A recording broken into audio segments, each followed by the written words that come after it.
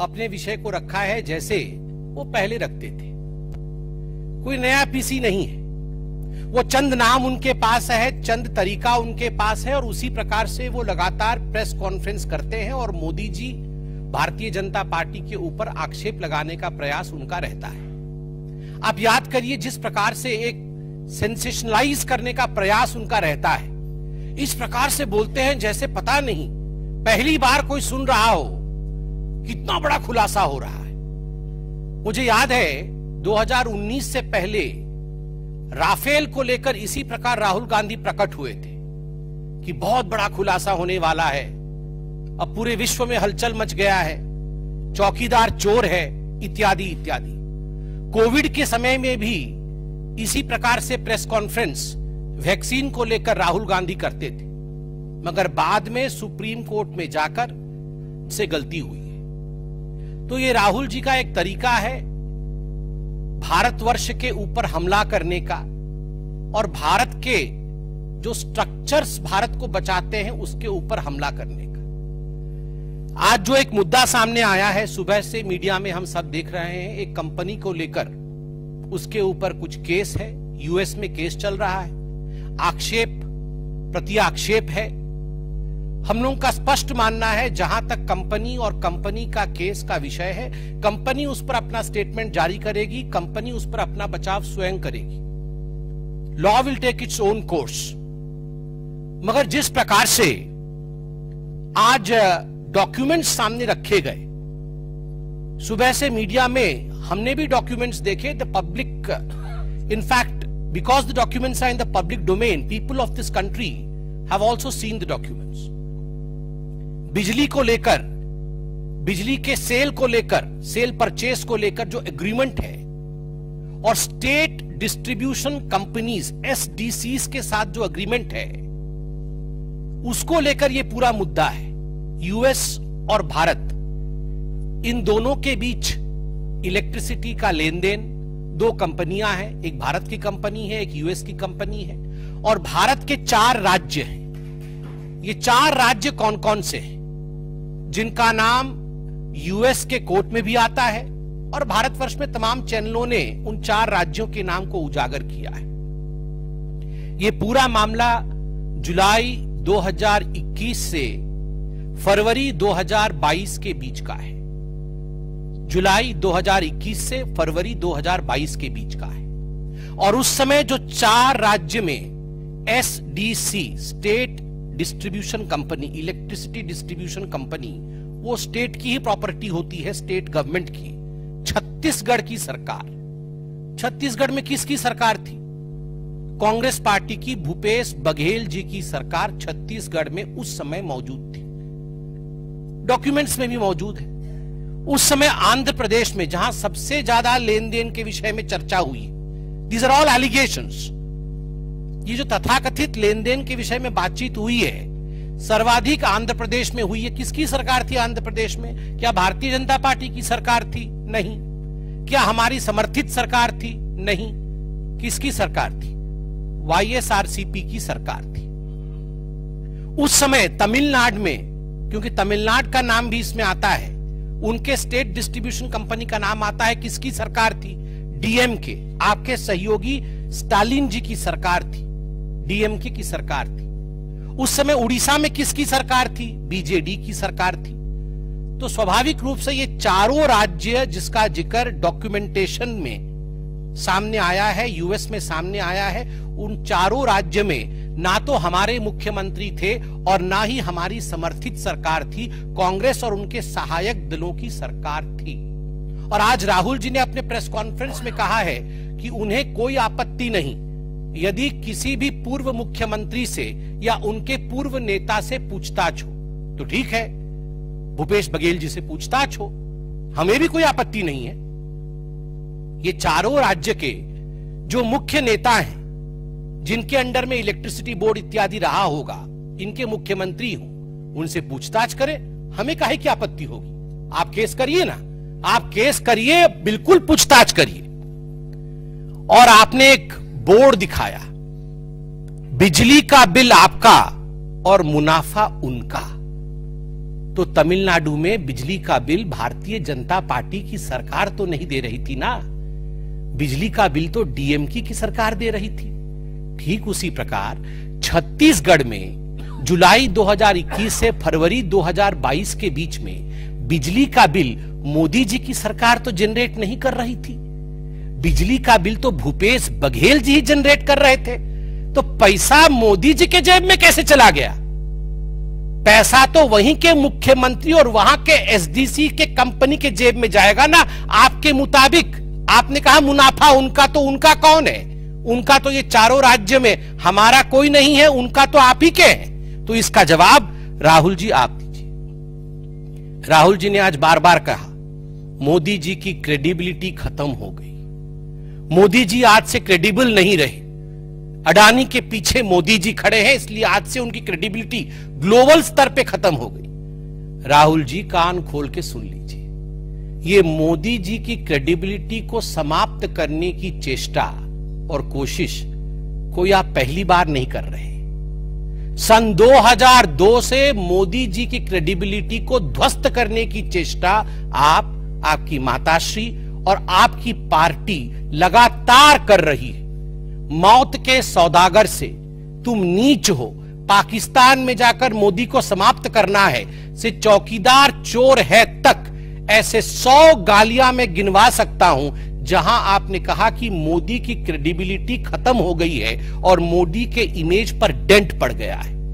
मगर राहुल जी, जब आप पीसी कर रहे थे और जब मैं पीसी कर रहा हूं, तो हमारे देश के आदरणीय प्रधानमंत्री नरेंद्र मोदी जी की क्रेडिबिलिटी आज इतनी हाई है कि हमारे देश से कोसों मील दूर, हजारों मील दूर दूसरे देश में आज हाईएस्ट सिविलियन अवार्ड उन्हें दिया जा रहा है। यह है मोदी की क्रेडिबिलिटी। ना मौत के सौदागर से मोदी जी की क्रेडिबिलिटी पे डेंट पड़ा, ना चौकीदार चोर है कहने से मोदी जी की क्रेडिबिलिटी पे डेंट पड़ा, क्योंकि देश की जनता जानती है कौन क्रेडिबल है और किसकी क्रेडिबिलिटी नहीं है। देश की जनता सटीक भाव से जानती है। बंधुगण, स्ट्रक्चर की बात हुई है कि बहुत बड़ा स्ट्रक्चर है, हम स्ट्रक्चर दिखाएंगे। अरे राहुल गांधी जी, हमें भी पता है, हमें भी पता है आपके स्ट्रक्चर के विषय में। ये इल्हान ओमर और ये जॉर्ज सोरोस, ये जो आपका स्ट्रक्चर है ना, अंतरराष्ट्रीय स्ट्रक्चर, इस स्ट्रक्चर के विषय में हमें भी पता है। और आपके स्ट्रक्चर का नियत क्या है? आपकी जो अंतरराष्ट्रीय स्ट्रक्चर है वो भारतवर्ष के मार्केट के ऊपर आघात करना चाहती है, निरंतर आघात करती रहती है। ये गांधी परिवार और ये कांग्रेस पार्टी ये सहन नहीं कर सकती है कि आज भारत की अर्थव्यवस्था विश्व में तीसरे नंबर की ओर बढ़ रही है। अभी हम चौथे नंबर पर हैं और विश्व में यथाशीघ्र हम तीसरे नंबर की अर्थव्यवस्था होंगे। यह राहुल गांधी और गांधी परिवार, कांग्रेस पार्टी ये सहन नहीं कर पा रही है, इसलिए ये इंडिया के मार्केट के ऊपर, भारत के मार्केट के ऊपर आक्रमण पे आक्रमण कर रही है। आज सुबह 4 बजे से इनका पूरा स्ट्रक्चर लगा हुआ है, ट्वीट करना, सोशल मीडिया में इन्फ्लुएंस करना, अंतरराष्ट्रीय मार्केट में एक मैसेज देना और इंडिया के मार्केट को गिराने का प्रयास करना। लगभग 2.5 करोड़ निवेशक, छोटे निवेशक, जिन्होंने अपनी पूंजी, कम धन का निवेश, अपनी पूंजी जिन्होंने शेयर मार्केट में लगाया था, आज उनको भारी नुकसान झेलना पड़ा है। छोटे निवेशकों को, लोअर मिडिल क्लास के लोगों को, 2.5 करोड़ लोगों को, माफ करिएगा, 2.5 करोड़ लोगों को यह झेलना पड़ा है। ये आप निरंतर जो भारत के मार्केट के ऊपर कई प्रकरण रहा है, इससे पहले भी आपने कई प्रकरणों के माध्यम से भारत के मार्केट के ऊपर हमला करने की कोशिश की है, ताकि मार्केट डिप करे, मार्केट गिरे और इंडिया की इकोनॉमी पर अटैक हो।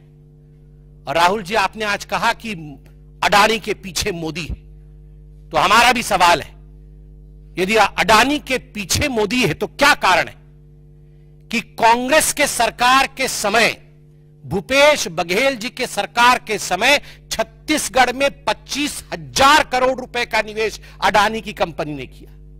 क्यों लिया आपने 25,000 करोड़ रुपए का निवेश?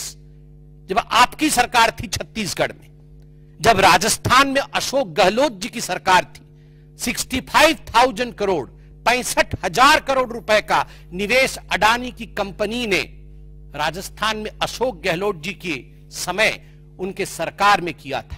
क्या कारण था? कर्नाटक में जब कांग्रेस पार्टी की सरकार थी और अभी भी कांग्रेस पार्टी की सिद्धरामैया की सरकार है, अडानी की कंपनी ने 1 लाख करोड़ रुपए का निवेश करने का वादा किया था। मैं अभी रिसर्च करके आया नहीं हूं कितने का निवेश हुआ है, वो अभी हम निकाल लेंगे। छत्तीसगढ़ में और बाकी राज्यों में तो हो गया है, मगर कर्नाटक में 1 लाख करोड़ का निवेश करने का वादा किया था। बंगाल में 35,000 करोड़ रुपए का निवेश है, बंगाल में आपका साठगांठ है। आंध्र प्रदेश में 60,000 करोड़ का निवेश है, तमिलनाडु में 4500 करोड़ का निवेश है। 19 अक्टूबर 2024 को अडानी फाउंडेशन ने रेवंत रेड्डी, जो कि तेलंगाना के मुख्यमंत्री हैं, उन्हें 100 करोड़ रुपए उनके फाउंडेशन को डोनेशन दिया था कौशल विकास, स्किल अपलिफ्टमेंट के लिए। क्यों लिया था डोनेशन?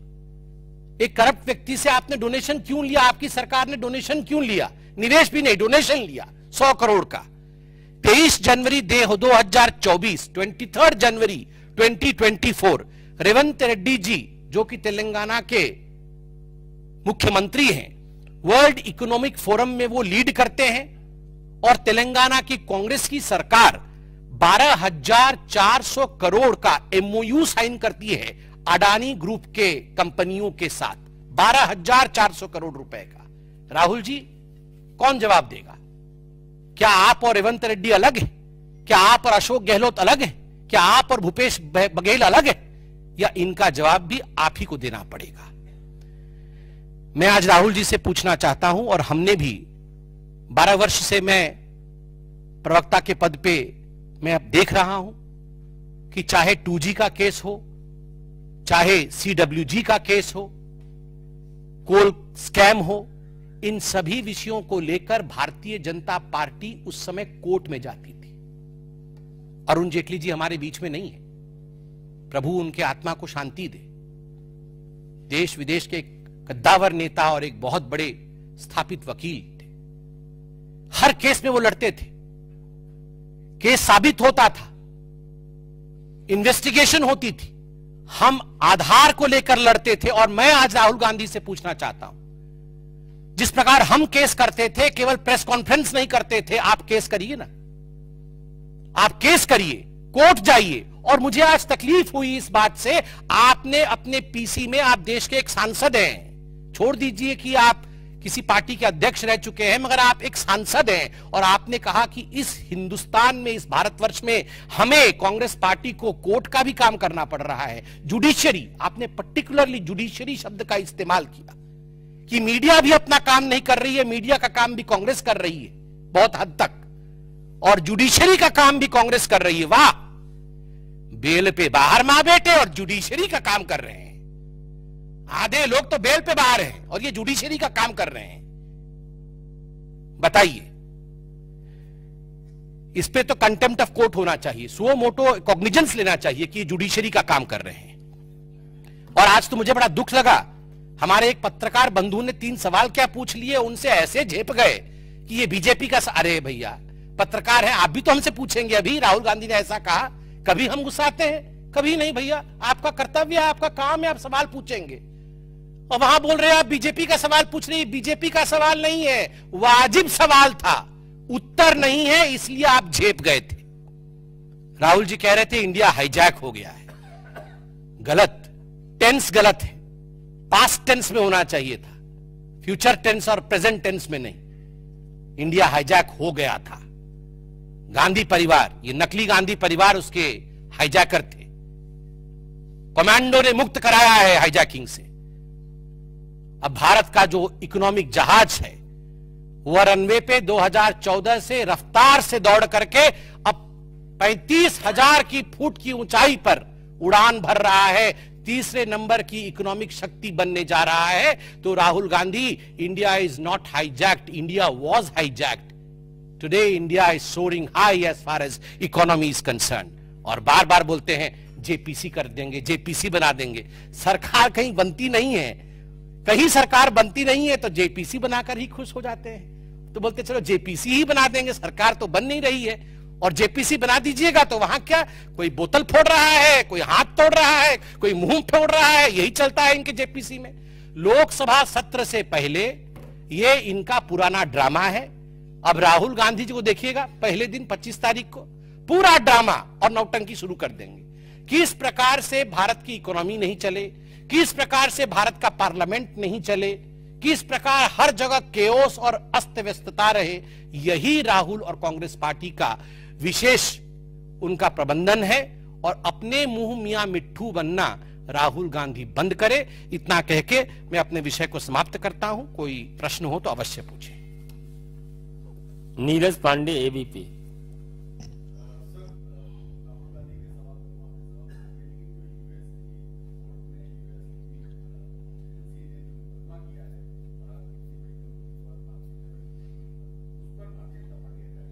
देखिए, एक प्राइवेट कंपनी पे मुकदमा हुआ है और जिस कंपनी पे हुआ है, कंपनी अपना स्टेटमेंट देगी। भारतीय जनता पार्टी अपना स्टैंड बड़ा स्पष्ट रखती है। कोर्ट में केस चल रहा है, law will take its own course, we stand with the people of India. और इस पर जो भी स्टेटमेंट देना है कंपनी देगी। हमारा प्रश्न इतना था कि जिन 4 राज्यों को लेकर ये केस चल रहा है, उन 4 राज्यों में किसकी सरकार थी। वो तो भारतवर्ष में हमारी सरकार, मतलब हम वो 4 राज्य तो हमारे डोमेन में है ना। वो 4 राज्यों में किनकी सरकार थी, उनके मुखिया कौन थे, उसका जवाब कौन देगा। आपने सवाल पूछा, आपने मतलब कांग्रेस पार्टी ने सवाल पूछा है तो राहुल गांधी जवाब दे। Aishwarya Paliwal, India today.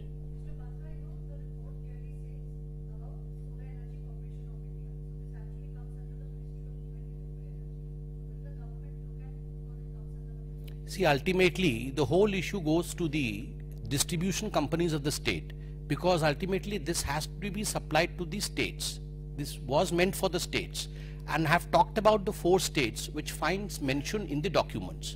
And as far as the legality and the other issues of this cases are concerned, I believe it is for the company to speak, not for the party to speak. Vikas Chandra, News Nation. Rahul Gandhi ji press कर रहे थे, आपने भी सुना होगा कि एक prime minister Modi को बड़ा गंभीर आरोप लगाया कि जिस देश में जाते हैं वहां भारत की प्रतिष्ठा को दांव पर रखकर अडानी को लाभ पहुंचवाते हैं। इस पर क्या कहना है? ये कोई नई बात तो है नहीं। ये राहुल गांधी जैसे तोता एक ही विषय को बोलता रहता है, बोलता रहता है, बोलता रहता है, वैसे ही राहुल गांधी का टेप रिकॉर्डर वही बोलता रहता है, बोलता रहता है। वो 3 शब्द है उनके पास, अडानी, अंबानी, चोर, यही वो बोलते रहते हैं। मैंने तो अपने इतने वर्षों में राहुल जी के पता नहीं राहुल जी के पीसी का होता क्या है, वो एक ही सेंटेंस रहता है। ये आप लोग भी पूरा पूरा क्यों दिखाते हैं उनके पीसी को। बीच में तो बिजली चली गई थी और उसमें भी वो आरोप किसी पता नहीं अडानी और मोदी जी पे लगा रहे थे। अरे उनका ऑफिस है, उनकी बिजली है। मुझे तो लग रहा है कि उनके पीछे जो लोग बैठे होंगे, जयराम रमेश जी ने नहीं काट दिया हो कि बहुत हो गया, आप काट दीजिए बिजली का, बस हो गया इनका। मुझे तो वो जयराम रमेश जी के ऊपर ही शक है कि उन्होंने ही बिजली काटी होगी। कमलेश, भारत एक्सप्रेस। ये कंपनी इंडिया की रिश्वत देने का आरोप भारतीय अधिकारियों का और एक जांच अमेरिका में हो रहा है, क्या इसमें आपको नेक्स्ट? देखिए, हम एक पार्टी हैं, एक दूसरे देश में किसी प्रकार का आरोप प्रत्यारोप और उस पर लीगल स्टैंड चल रहा है। और किसी भी मैच्योर पॉलिटिकल पार्टी का यह दायित्व होता है कि जिस देश में चल रहा है उसके कानून का सम्मान करते हुए उसके कानून किस कोर्स में चलेगी ऑब्जर्व करेंगे, उस पर टिप्पणी करना ये उचित नहीं है। और कंपनी का विषय है, आप लोग, आपका जो बिजनेस विंग है वो कंपनी से पूछेगी। हमने बड़े स्पष्ट रूप से कहा कि जहां जहां निवेश कांग्रेस के राज्यों में हुआ है, आपने वो निवेश क्यों कराया। आपको इतनी एलर्जी है, आपको लगता है ये सब कुछ घोटाला है, तो आपने, मैंने तो संख्या भी दी, कितना कितना निवेश किन किन राज्यों में कांग्रेस के हुआ है, वो आपने क्यों कराया। क्या उसमें भी घोटाला था, इसका जवाब कौन देगा अगर कांग्रेस नहीं देगी तो। रविकांत राय, टाइम्स